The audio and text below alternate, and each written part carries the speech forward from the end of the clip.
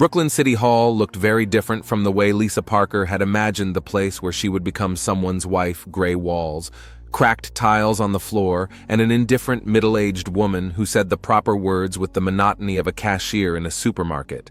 But when Mike Johnson put a thin silver ring on her finger, bought on sale, in her eyes were tears of sincere happiness.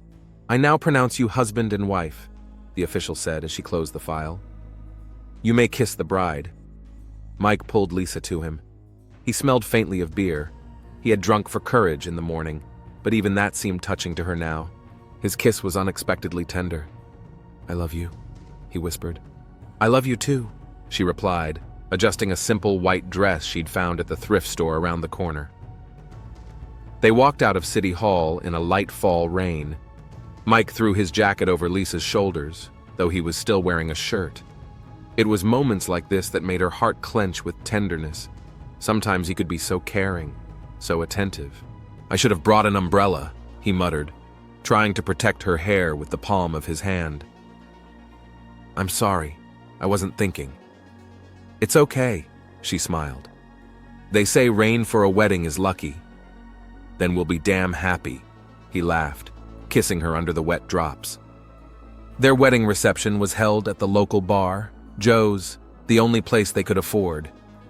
15 guests were seated at sliding tables decorated with paper garlands that Sarah, Lisa's co-worker at the cafe, had helped hang the previous evening. "To the most beautiful couple in Brooklyn," toasted the bar owner, an old friend of Mike's. "I wish everything was just like in the movies. And may you live happily ever after," added Lisa's elderly aunt, the only relative who could make it. The guests noisily supported the toast. Mike put his arm around Lisa's shoulders and kissed her on the temple. At such moments, she forgot all doubts. She forgot the quarrels, the shouting, his terrible attacks of jealousy. This was her Mike, the one she had fallen in love with at first sight. Lisa smiled as she accepted congratulations. Her simple dress, the cheap ring, the modest treat, none of that mattered. What mattered was that they were now a real family. Something would change. It had to change.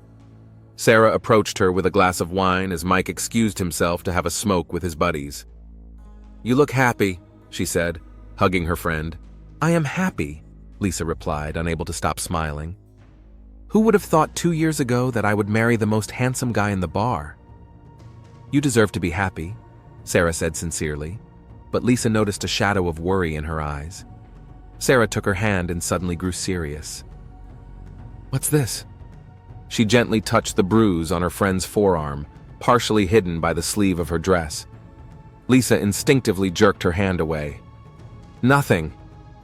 I hit the door when I was packing for the move." Sarah looked her straight in the eye. "Are you sure?" "Of course," Lisa answered too quickly. "You know how clumsy I am." "Lisa, I'm your best friend.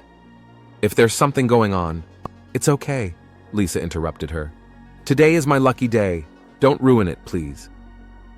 Sarah didn't have time to answer. Lisa's brother John appeared next to her. He gave Sarah a subtle nod and turned to his sister. "Can I steal the bride away for a few minutes?" "Of course." Sarah squeezed Lisa's hand. "I'll be around if you need me." John took his sister to the far corner of the bar, away from the noisy company. He worked as a nurse at an area hospital and saw domestic violence victims too often to ignore the warning signs. "I didn't think I'd be saying this at your wedding, but, you can still change things, Lisa." His voice sounded quiet but firm. "What are you talking about?" She looked at her brother, stunned. "I saw him talking to you yesterday when I thought no one could hear you. The way he grabbed your hand. That's not going to change just because you signed." Lisa felt a wave of anger rising inside. "You always hated him. You never even tried to get to know him. Mike loves me, and I love him." "Love shouldn't leave bruises," John replied, looking at her arm. "I hit the door." Her voice got louder than she wanted it to be. Several guests turned in their direction. "Of course you did," John grinned bitterly. "Just like last time, and the time before that. Do you know how many times I've heard that from the women I've worked with at the hospital? I fell down the stairs. I hit a cabinet." "Stop it," Lisa hissed. "You're ruining my day. Yes, Mike and I have had our rough times, but things are different now," he promised. He always promises, John said tiredly. And then a week later, a month later, it happens again. This time, it's different. We're married. We're going to be a family. A family, John repeated bitterly. Lisa, getting married doesn't solve problems. It just makes it harder to leave. I don't have to leave, she resented. Mike loves me.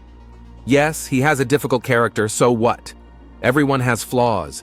He'll get over it. We'll get through this together. I just want you to be safe. My door is always open to you. Remember that. I won't need your door, Lisa replied with resentment in her voice. I have my own house now, my own husband. I'm a grown woman, John. Stop acting like my guardian. At that moment, Mike came up to them, putting his arm around Lisa's waist. His eyes had taken on that dangerous glint that appeared after the third glass of beer. Everything okay, babe? He asked, keeping his gaze on John. Yeah, just talking to my brother, Lisa replied, smiling strainedly. I hope he wishes us happiness. Mike held out his hand to John. Lisa's brother hesitated, but shook his hand. I wish my sister the best, he said, emphasizing each word. Mike grinned. Don't worry, man. I'll take care of her. Lisa stood between them, feeling the tension thicken in the air. Let's get back to the guests, she said, pulling Mike by the arm.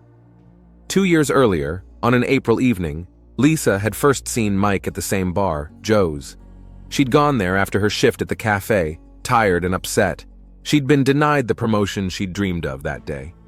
Mike was sitting at the counter, flannel shirt, worn jeans, disheveled dark hair. He noticed her at once, and his gaze seemed to pierce through her. He walked over to her, holding out a bottle of beer. You're too beautiful to sit alone, he said, smiling that special smile that took her breath away. That night he told her about his dreams of opening his own machine shop, about the music he loved, about his difficult childhood with an alcoholic father and a mother who found the strength to leave too late.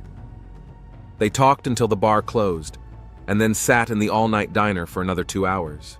He seemed so sincere, so understanding. I never thought I could open up to someone like that the first time I met them, Mike said, looking at her with admiration. There's something about you, Lisa. Something special. She believed him.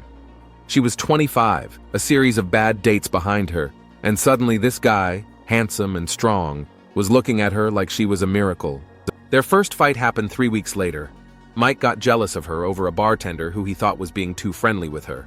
He yelled, called her horrible words, and then disappeared for 2 days. Lisa hadn't slept, calling him, texting him. Some part of her was even glad for the jealousy.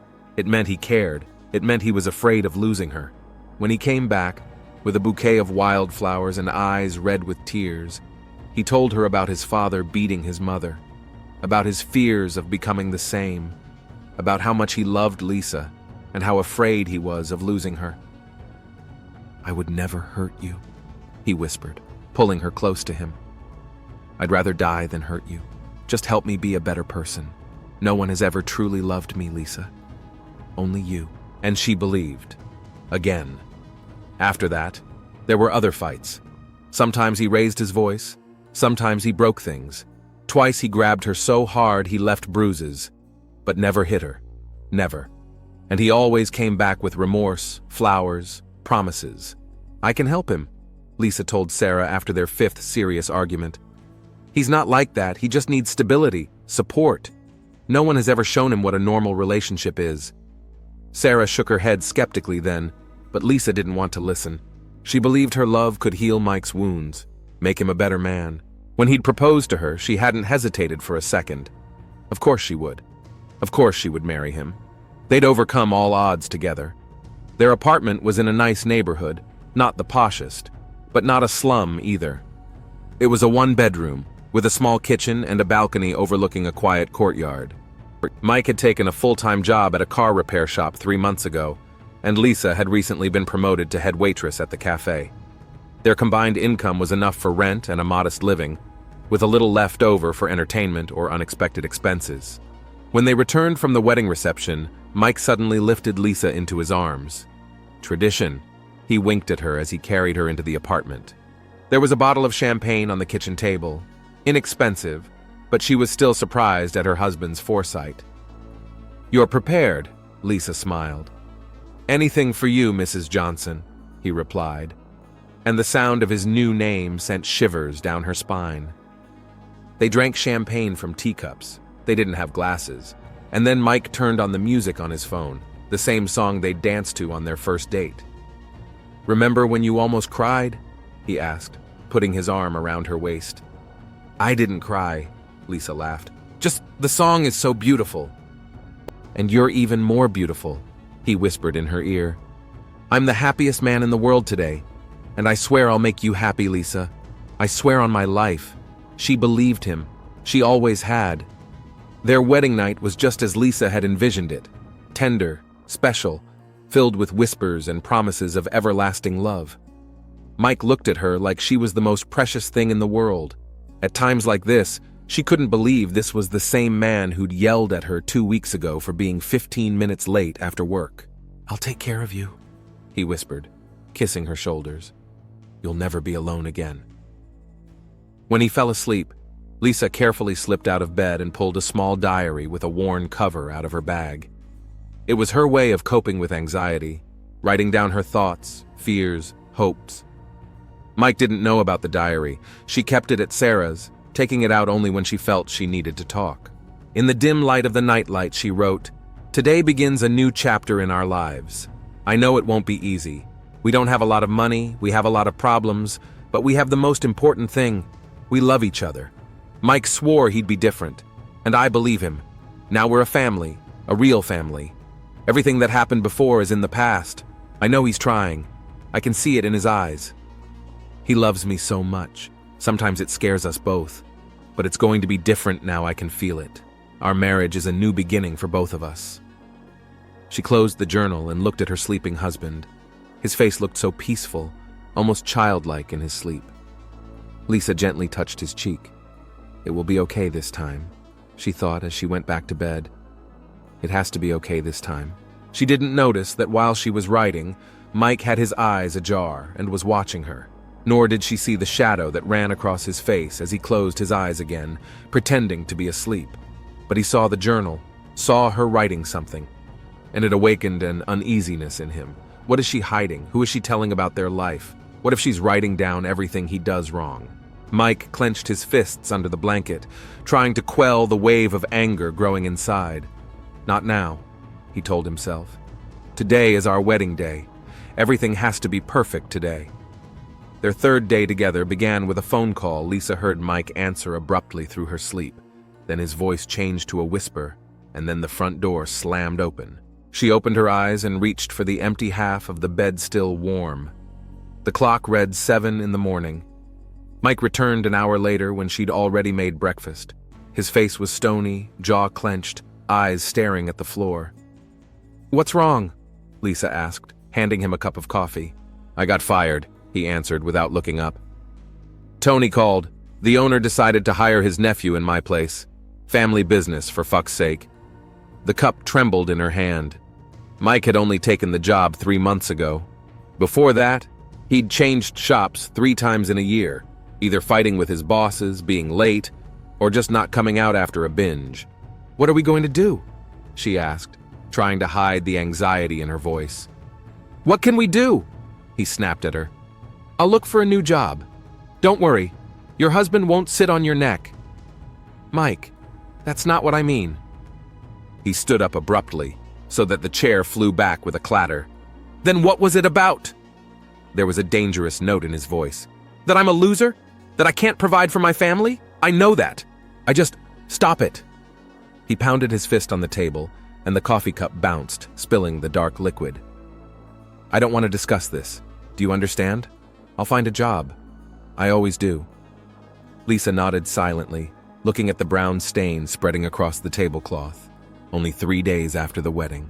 3 days of their new happy life. In the evening, Mike had returned drunk.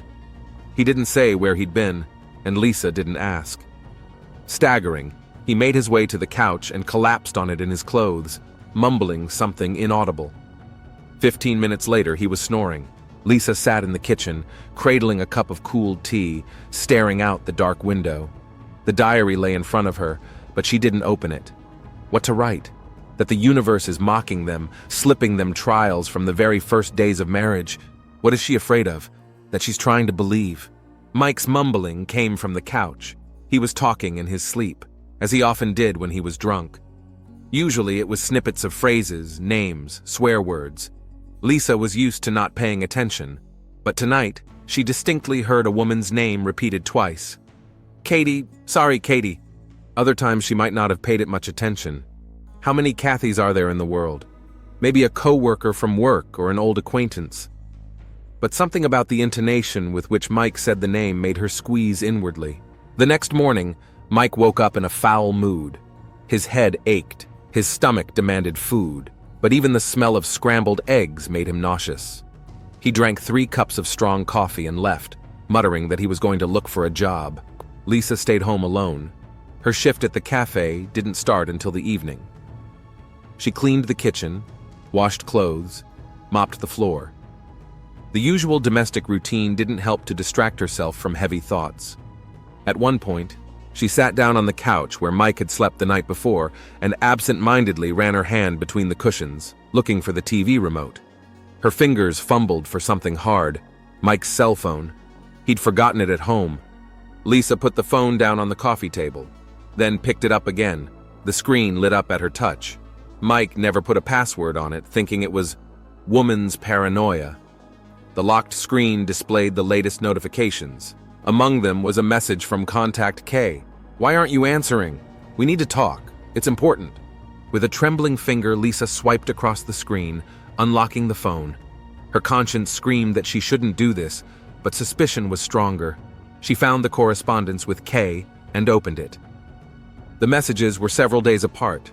The last one was from this morning. Why aren't you answering? We need to talk. It's important. The previous one from 3 days ago. Congratulations on getting married. I didn't think you'd do it. I hope she knows what she's getting into.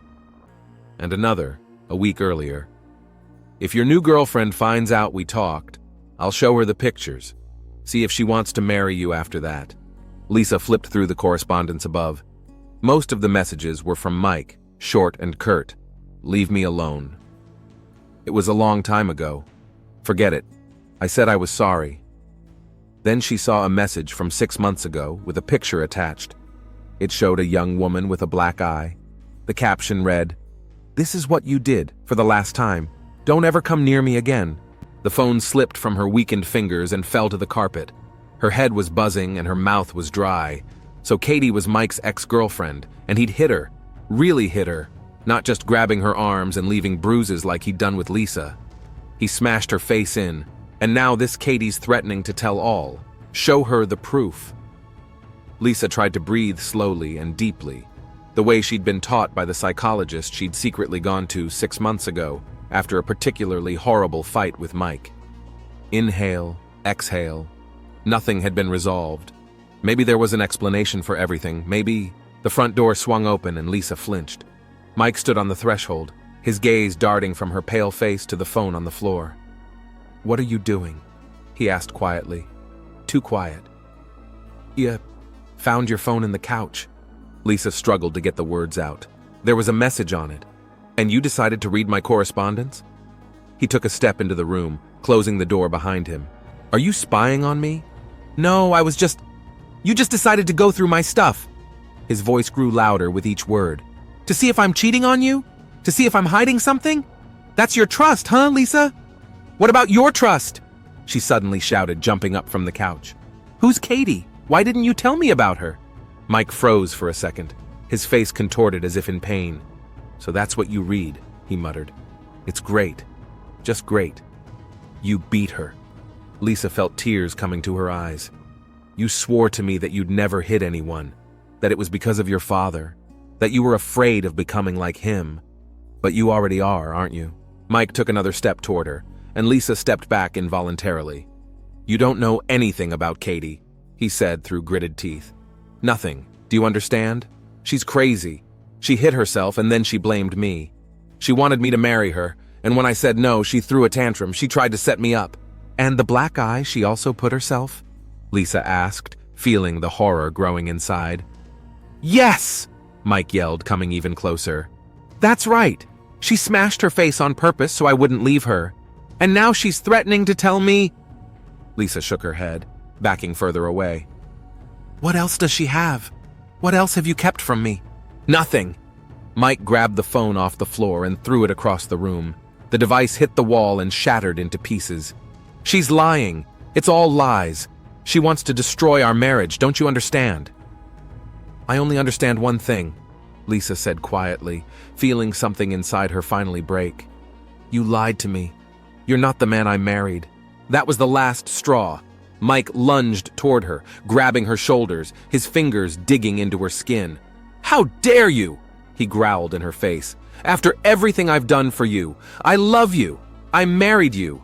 What more do you want?" "Let me go." Lisa tried to pull away, but his grip was too strong. "You're hurting me." "I'm hurting you?" His eyes widened in disbelief. "Me? I've done everything for you. I laid my life at your feet, and you—" He shook her so hard that her teeth clattered. "You're going through my cell phone. You don't believe me. You're believing some crazy bitch you've never even met." At that moment, there was a knock on the door. A sharp, insistent knock silenced them both. "Hey, is everything okay in there?" came a man's voice. "I'm the downstairs neighbor. The plaster on our ceiling is falling from your screaming." Mike slowly loosened his hands, releasing Lisa. She recoiled from him, rubbing her shoulders. "It's okay!" Mike shouted toward the door. "Just a family argument. Sorry about the noise. If you don't stop, I'll call the police," the neighbor warned. "This is a quiet house." "I understand," Mike replied, trying to speak calmly. "I won't do it again. Sorry again." They heard footsteps moving away. Lisa took advantage of the moment to slip into the bedroom and shut the door behind her. Her hands shook as she pulled her cell phone out of her purse. Quickly, she dialed Sarah's number. "Hello?" Her friend's voice sounded muffled, like she was speaking from a noisy place. "Sarah," Lisa whispered, squinting at the door. "I need help. I want to get away from him. For a few days, maybe forever. Can I stay with you?" "Sure," Sarah answered instantly. "I'm at work right now and I'll be off in 2 hours. Will you wait?" "I don't know." Lisa heard Mike pacing the living room, muttering something. "He's very angry. I'm afraid—" "Call your brother," Sarah interrupted her. "He lives closer. Have him come and pick you up, and then come to me." "Okay," Lisa whispered. "Thank you." She found John's number and pressed call. Her brother answered almost immediately. "What's wrong?" he asked without greeting, as if he'd been waiting for this call. "Will you pick me up?" Lisa couldn't hold back her tears. "You were right. Wasn't who I thought he was." "I'm on my way," John said shortly. "I'll be there in about 20 minutes. Lock yourself in the bathroom if you're afraid. And don't come out until I ring the doorbell." Lisa hung up the phone and began to pack quickly. Documents, some clothes, a toothbrush. Her hands moved mechanically, her head seemed to have shut down. She heard Mike continue muttering something in the living room, then the sound of a bottle being opened, then silence. 10 minutes later, she cautiously opened the bedroom door. Mike was sitting on the couch, hunched over, with a bottle of beer in his hand. There were 3 more empty bottles on the coffee table. He looked up when he heard her footsteps, and Lisa saw his eyes redden. "Where are you going?" he asked when he saw the bag in her hand. "I need to get away," she answered, amazed at the calmness in her voice. "For a few days. We both need to cool down." "No," he shook his head, rising. "You're not going anywhere. We're husband and wife. We have to work things out together." "Mike, please. You're not going anywhere. Don't. You're going," he repeated, taking a step toward her. "Put the bag down now." At that moment, the doorbell rang. Lisa flinched. Mike frowned. "Who is it?" he asked, suspiciously. "I don't know," Lisa lied, clutching her bag tighter. Mike moved toward the door, but before he could open it, the bell rang again, followed by a knock. "Lisa!" John's voice sounded muffled through the door. "Are you in there? Open up!" Mike turned sharply to his wife, his face contorted with rage. "Did you call your brother?" he hissed. "You fucking called your brother to deal with me?" "I'm scared, Mike," Lisa answered honestly. "I just want to get away for a few days." "Traitor," he said through gritted teeth. "The first difficulty, and you run. You're no better than my mother." John kept knocking. "Lisa, if you don't open the door, I'll call the police. Just try to open that door." Mike growled, taking a step toward Lisa. "Just try it." She retreated back into the bedroom, feeling panic clutching her throat. John kept ringing and knocking. Then they heard his voice, but farther away. Apparently, he'd gone down to call the other apartments. "See?" Mike grinned. "Even your brother can't protect you because it's none of his business. This is our family, Lisa. Just ours." "I'm leaving anyway," she said quietly. "Tonight or tomorrow. You cannot hold me." "We'll see about that," he said, grabbing her wrist. "Come on." He dragged her into the bedroom, slammed the door shut, and turned the key in the lock. "What are you doing?" Lisa tried to break free, but his grip was ironclad. "We'll talk," he said, sitting her down on the bed. "Quietly. No your brother, no neighbors, just you and me, husband and wife." 2 hours later, Carl Jenkins, the downstairs neighbor, went up to the Johnsons' apartment again. The screaming had stopped long ago, but he was disturbed by the strange silence. Usually at this time, they were moving furniture or turning on the television. The sounds could always be heard through the thin ceilings of the old house. But for the last hour, nothing. Not even footsteps. He rang the doorbell. Silence. Rang again, then knocked. Nothing. "Hey, you guys okay?" Carl shouted through the door. "You guys okay?" Silence. Carl remembered the furious yelling he'd heard during the day, remembered the frightened face of the young guy who'd come in a couple hours ago, and rang that doorbell too. Something was not right here. He went down to his apartment and called the police. "I have a suspicious situation with my upstairs neighbors," he told the dispatcher. First, there was a loud argument, someone coming around, banging on the door. Now there's complete silence, and no one opens the door. "I'm worried something happened." The police arrived 15 minutes later. 2 officers went up to the Johnsons' apartment and started banging on the door, announcing who they were. A minute later, the door opened. Standing on the doorstep was Mike Johnson, pale, with disheveled hair and red eyes. "What's going on?" he asked, looking at the officers. "We got a call from a neighbor," the senior officer answered. "He's worried something's happened here. Can we come in?" Mike hesitated, then stepped aside. "Of course," he said in a lifeless voice. "Come on in." The officers entered the apartment. The living room was a mess, an overturned coffee table, phone shards on the floor, empty bottles. "Sir, are you alone?" the junior officer asked, looking around. "My wife." Mike hesitated, then ran his hand over his face. "She's in the bedroom. We had a fight. She hit herself." The officers looked at each other. "Show us," the older man ordered. Mike led them into the bedroom. Lisa was lying on the bed, her neck twisted unnaturally. Her temple had a dark bloody stain on it, and her eyes were wide open and unmoving.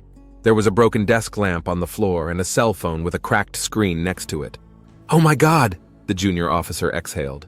"She fell," Mike said quickly, wringing his hands nervously. "We were fighting. She wanted to leave. I wouldn't let her.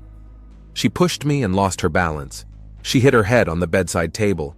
It was an accident, I swear." The senior officer leaned over Lisa's body, checking for a pulse, though it was obvious she was dead.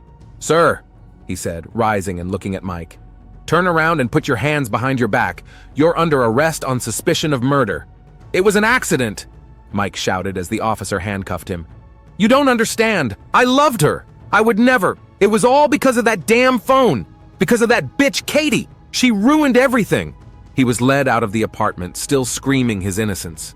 An ambulance arrived 10 minutes later, but it was too late. Lisa Johnson was dead. Her diary was found under her pillow, as if she'd tried to hide it before she died. On the last page were just a few words scrawled in a trembling hand. "This is not the Mike I loved. I can't take it anymore." Detective Ray Collins rubbed his eyes tiredly. 3 o'clock in the morning. The police station was nearly empty, with only an officer in the far corner filling out reports and the hum of a coffee machine coming from the break room. On the table in front of Collins were photos from the scene. Lisa Johnson's body on the bed, a bloody stain on her temple, a broken lamp on the floor, and her diary, a small, shabby paperback book. He'd already read it cover to cover, twice. The story that unfolded on the pages was all too familiar. Collins had seen it dozens of times in his 20 years on the job. A young woman falls in love with a handsome, charismatic man. At first everything is perfect, then the arguments begin. First push, first bruise, apologies, flowers, promises. Then it happens all over again and it just keeps escalating. She stays because she believes she can change him, because she loves him, because she's afraid to leave or ashamed to admit defeat. And then it's too late. Collins turned the page of the diary. An entry dated 2 months earlier.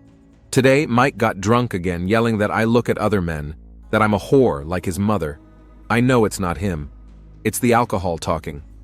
When he's sober, he's the most affectionate, most loving person in the world. We just need help. Maybe after the wedding, he'll agree to see a counselor. We had a fight over the wedding menu. It was stupid, but he got so angry. He grabbed my arm so hard it bruised. John noticed and made a scene. Now they're both mad at me. I'm in the middle, as always. Why doesn't anyone realize that Mike just needs support? He's trying. He really is.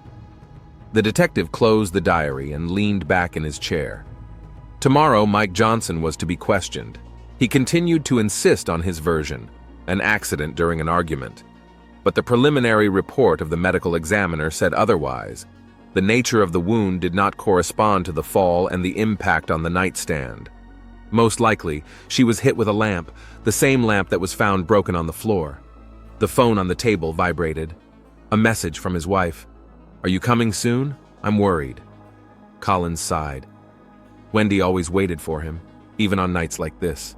22 years of marriage and she still couldn't sleep until he came home. "I'll be there soon," he replied, gathering the papers into a folder. The Johnson case could wait until morning. But somehow Collins knew he couldn't get the image of the dead girl on the bed and her words in the journal out of his mind.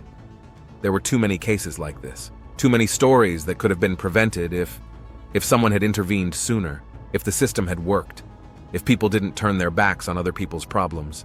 "I didn't kill my wife," Mike Johnson repeated insistently, sitting across from Collins in the interrogation room. "How many times do I have to say it? It was an accident." It had been 8 hours since Collins had left the station now. After 4 hours of sleep and 3 cups of coffee, he regarded the man sitting before him with cold professional interest. Mike looked haggard, red eyes, stubble, trembling hands. He wore the same clothes as yesterday. "Tell me again what happened," Collins said calmly, turning on the recorder. Mike sighed heavily. "We had a fight. Lisa found my phone and read the messages from my ex-girlfriend Katie. She decided that I'd been cheating on her, he stammered, that I beat up Katie when we were together. That's not true. Katie made it up. She wanted to break us up. Lisa didn't believe me, called her brother. I didn't want her to leave. We'd just gotten married." "And what happened next?" Collins asked, when Mike stopped talking.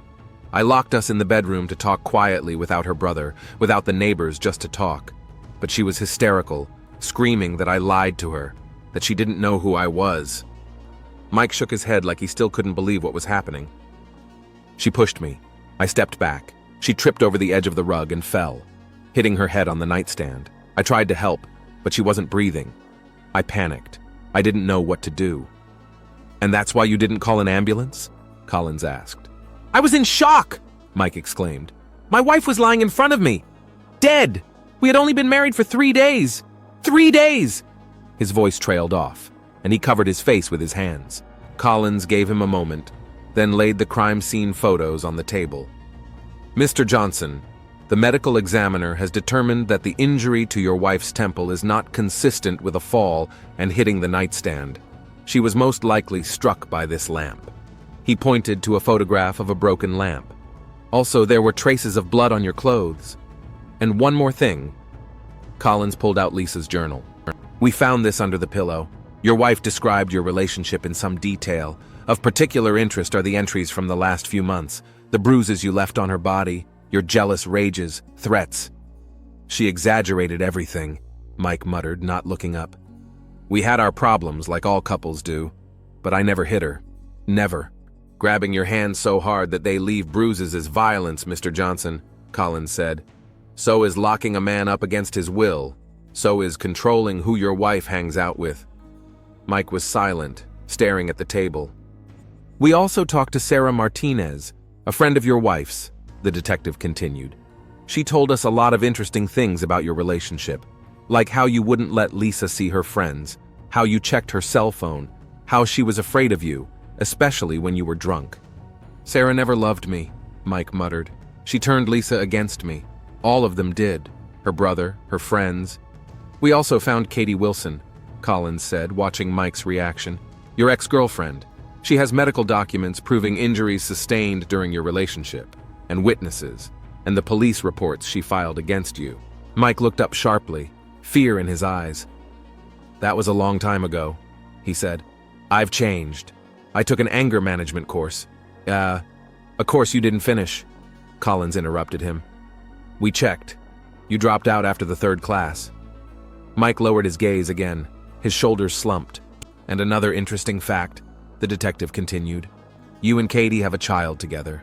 A girl who is now 5 years old. You pay no child support and have no involvement in her life. I wasn't ready to be a father, Mike whispered.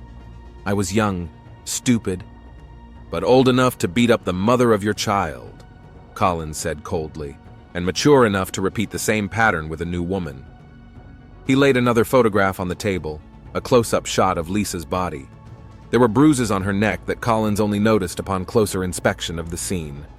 Those are finger marks, Mr. Johnson. Someone strangled your wife before she died. The medical examiner confirmed it. Mike stared at the photograph, his lips quivering. I didn't mean it, he whispered so quietly that Collins barely heard. I just wanted her to listen to me, so she wouldn't go away. What happened, Mike? The detective asked, addressing him by his first name for the first time. Tell the truth. Not for me, for Lisa. She deserves at least that. Mike looked up, and Collins saw tears in his eyes. I loved her, he said in a shaky voice.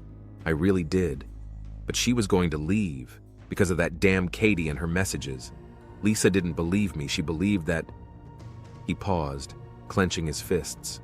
We locked ourselves in the bedroom, and I wanted to explain, but she kept saying she was going to leave, that she needed time.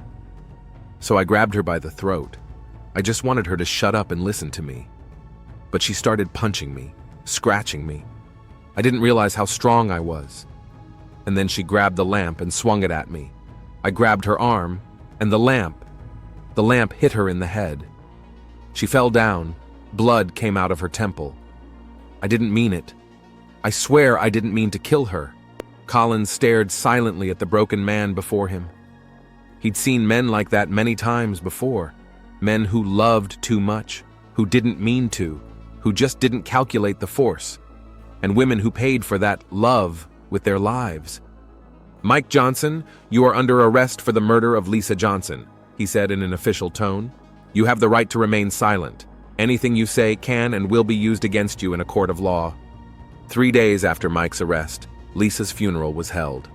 Collins stood back, watching the small group of people gathered around the grave. Lisa's brother, John, looked devastated. Sarah, Lisa's friend Sarah, stood next to him, crying quietly. A few more people, co-workers, acquaintances, an elderly woman who Sarah said was Lisa's aunt. After the ceremony, Collins approached John. I'm sorry for your loss, he said, extending his hand. John shook it silently, his eyes filled with unspoken pain. I should have insisted, he said finally. The day of their wedding, I saw the bruises, saw how afraid she was of him, but she wouldn't listen, and I didn't want to ruin her happy day. It wasn't your fault, Collins said firmly. You were trying to protect her. You came when she called. You did everything you could. It wasn't enough, John replied bitterly. If I had called the police right away when he didn't open the door, you couldn't have known, the detective countered. And even if you had, there's no guarantee you would have. People like Mike, they're unpredictable, especially when they feel they're losing control. John shook his head, clearly unconvinced. Collins understood his feelings. Survivor's guilt is a heavy burden, especially when it comes to loved ones. What's going to happen to him? John asked after a pause. He confessed to manslaughter, Collins replied. But with his history of violence, with Katie Wilson's testimony, and the evidence we've gathered, I think the prosecutor will seek a more serious charge. He's looking at 10 to 25 years. Not enough, John said grimly. No amount of time would be enough. Collins didn't argue. He understood the pain all too well. Sarah walked over to them, her eyes red with tears. "I had to do something," she said in a shaky voice. "I've seen the signs, for years, but she always said she could handle it, that he would change." "Why didn't you go to the police?" Collins asked, trying to keep his voice neutral, not accusatory. "I suggested it once," Sarah replied, "after a particularly bad fight. Lisa came to me with a bruise on her cheek, said she'd hit the door, but I knew. I offered to call the police, but she refused. Said she loved him, that he didn't mean it, that it was an accident. And then he came to my house with flowers and tears. He was on his knees apologizing, and she believed him again." Sarah shook her head. "I should have insisted. I should have." "You stood by her," Collins said softly. "Sometimes that's all we can do." But even as he said the words, he knew they sounded hollow. Support wasn't enough. Lisa Johnson is dead, and the system designed to protect people like her had failed again. That evening, Collins sat in his office, reviewing the final report on the Johnson case. All the details fit together, all the testimony recorded, all the evidence logged. The case was practically closed, but something was bugging him. He opened Lisa's diary again, scrolled down to an entry made a month before she died. "Called the domestic violence hotline today, anonymously, just to see what my options are. They say I can get a protective order, but it requires proof of abuse. I have nothing but bruises that go away quickly and my word against his. They advised me to contact the police the next time he gets violent. But I'm scared. What if the police don't do anything? What if it will only make him more angry? I've heard stories of women who called the police and then paid the price." Collins closed the journal. She was right. The system often failed victims. Protective orders were violated. The police didn't always arrive on time. Victims didn't always dare to speak up. And society. Society preferred to stay out of family matters. How many more Liz Johnsons had to die before something would change? His musings were interrupted by a knock on the door. On the threshold stood Wendy, his wife. She sometimes came by to pick him up after work when he stayed late.